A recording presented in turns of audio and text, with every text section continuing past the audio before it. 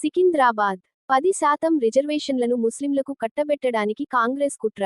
బీసీలపై కపట ప్రేమ చూపిస్తున్న రేవంత్ రెడ్డి సర్కార్ 10% ముస్లింలకు రిజర్వేషన్ కట్టబెట్టడానికి కుట్ర చేస్తున్నారని సికింద్రాబాద్ బీజేపీ కాంటెస్ట్ అడ్ ఎమ్మెల్యే మేకల సారంగపాణి అన్నారు. నిజంగా బీసీల మీద ప్రేమ ఉంటే కామారెడ్డి డిక్లరేషన్లో ప్రకటించిన విధంగా 42% బీసీలకే రిజర్వేషన్ ఇవ్వాలని మేకల సారంగపాణి డిమాండ్ చేశారు.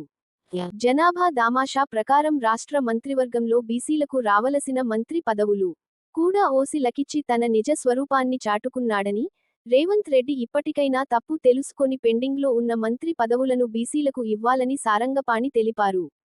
బీసీలకు సంవత్సరానికి 20,000 కోట్ల చొప్పున 5 ఏళ్లలో 1,00,000 కోట్లు బడ్జెట్ కేటాయించాలని మేకల సారంగపాణి డిమాండ్ చేశారు.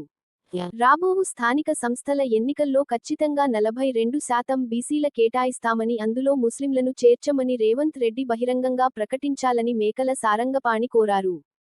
అలాగే నామినేటెడ్ పదవులలో కూడా ఖచ్చితంగా బీసీలకు అవకాశాలు కల్పించాలని మేకల సారంగపాణి డిమాండ్ చేశారు.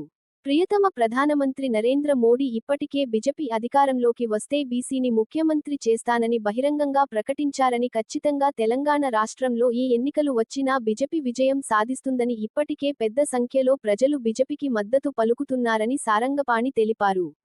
ప్రజల్లో పెరుగుతున్న కాంగ్రెస్ వ్యతిరేకతను పక్కదారులు పట్టించడానికి కాంగ్రెస్ ప్రభుత్వం 42% బీసీల రిజర్వేషన్ అని బీజేపీ అడ్డుకుంటుందని పసలేని ఆరోపణలు చేస్తుంది.